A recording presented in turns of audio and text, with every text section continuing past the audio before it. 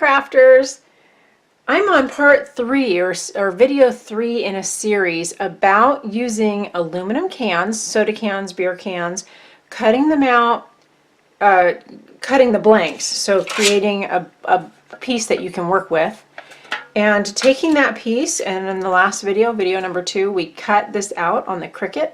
So using digital cutting machines, your Silhouette, your Cricut, or other brands to cut out shapes. And now on part 3, I'm going to just talk about using a die cutting machine. I have the Evolution Advanced. There are lots of brands out there. This one is by We Are Memory Keepers. But there's the Cuttlebug, there's Sizzix, there's other machines out there. They all pretty much work the same. So I'm not going to talk machine specifics because I don't know all the settings on all the machines. But I am going to just show you what these can do. So first, before we cut, I'm just too excited. I can't wait to see how this comes out. I have this adorable folder by Doris. It's clouds, and I wanted in particular to use this with this little cutout with the airplane so that it looks like it's flying through the clouds. And I'm basically just going to use this as an embellishment for a greeting card. So I'm just taking this, and actually let me set this aside for just a minute. And let's go to our machine here. And I'm just going to open up the machine and just push those sides due. Once I do, that's actually snugged down onto my workspace. My dial setting right now, it's set pretty deep. It's at 11. So I'm going to switch that. You do that on this machine by just pushing the button in and turning it. And I'm going to bring it up a couple because I don't know why, but the folders are somewhat inconsistent. So sometimes they cut beautifully, sometimes they cut right through, and I don't want to cut into the can. I just want to emboss it. And the reason I don't want to cut into it is I don't want to create a bunch of edges that could potentially cut somebody. So we already have the edge on the outside. That's plenty, and it's not overly sharp or anything. Just like a firm piece of paper though, if you slid across it, you could get a pretty nasty paper cut, an aluminum can style paper cut, which wouldn't be great. So once it's on the card, I'm not going to worry about it, but I don't want those little cloud pieces to make little cuts. So better to go softer, and then you can always dial it down a notch, and you can pass it through as many times as you need to, so don't worry about that.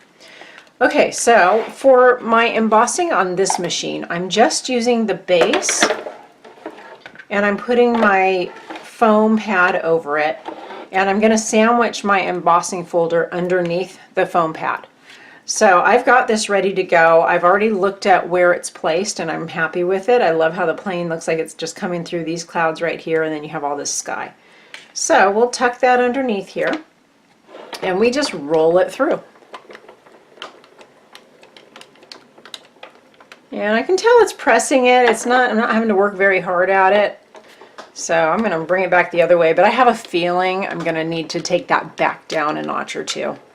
Because if it doesn't impress a nice design, I want it, you know, I don't want it to be so wimpy that you can't really see what we did.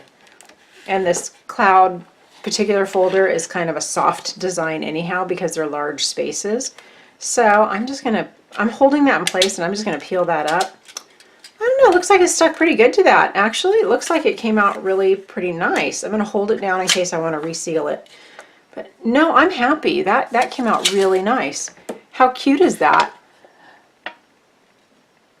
Let me move that around so you can see the embossment. And I don't know if I just made up a word. I may have, who knows. So I also have this little airplane, and I thought it would be fun to find some kind of folder and give it some kind of design. I don't know, I just didn't want it to be so flat, completely straight. So I thought with that one, maybe I would just do some lines going across. So I'm going to take this one, and I just have to decide. I think I want the lines to go exactly with the wings. And then this particular folder is by Paper Studios, and I know that this one can cut pretty easily. So I'm actually going to bring this back up even softer because I definitely just want some soft lines going through the airplane. I don't want to cut it in half. It's such a cute little piece. So as long as I'm happy with the way that's lined up, same thing, just tuck it in and just run it through. And that went right through. I don't know if that really pressed it at all. It's really, really light. The setting I have on this machine is at 6. Embossing is so much fun because it's just such an instant gratification. You pull things out and they look so cute.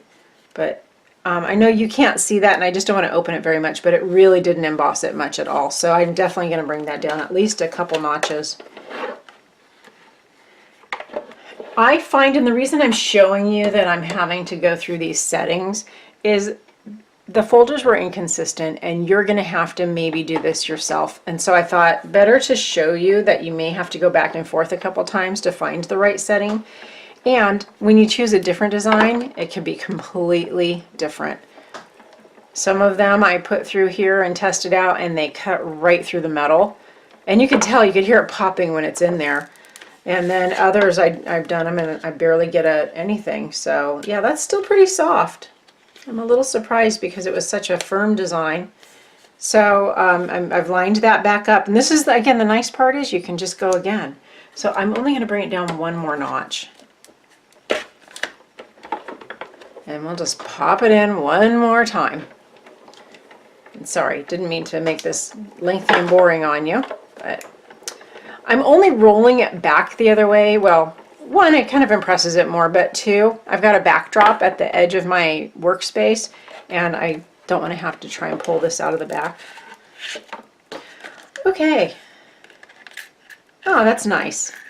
So that's just got a nice little lined design. Just gave it a little something. So that's going to be a great little accent. I can either put it with the card and use it on the inside, or I can use it as in a scrapbook. I can just set it aside and save it for something else. So those little cutouts, hold on to those. Okay, so we have our airplane with the clouds and we have our airplane with the stripes. We'll set those aside. Now, you can do that with so many different designs. I had so much fun with all my sample cutouts. I have, one of my cutouts was just a little rounded square with a heart cutout, and I just did a little heart pattern on it. And I have another set that I did. It's the word keys. And I did kind of a steampunk embossment on that. And I don't know where the S went. It's here somewhere. Here we go.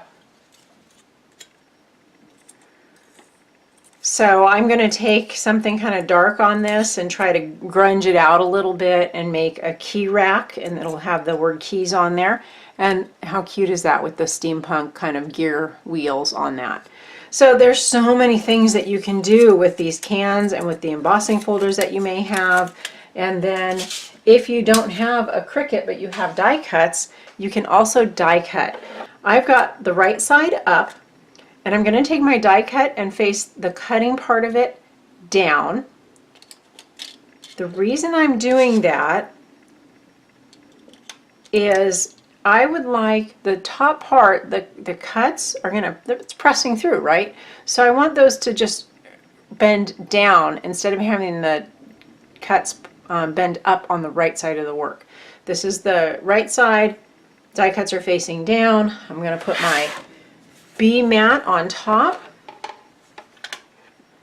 and it's going to be interesting because this is pretty warped after being used. And I've got this again set to 9. I'm not sure because I didn't do a preview of this. I can tell you that's too soft already because I didn't hear a thing. So let me just run this to the other end, and I'm going to change that setting. Once you figure out your settings for die cutting, it's going to be consistent. I want to hear that little bit of a pop. Oh yeah, here we go. Now there's a little pressure, I can tell. Everybody's machine's a little different. I don't know your machine, your brand, so you'll have to just figure that out. Take that top off. You can see that cut it out really nicely. Just pop that up.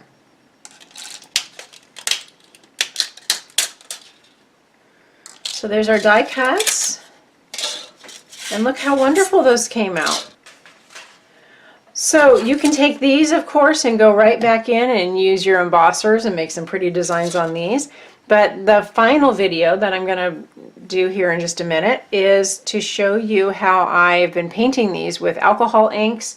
I do also have some wax that I thought was kind of cool, and I'm going to just show you a couple of the products that I have that I've used to color these in, and I think you'll be pretty excited when you see the results.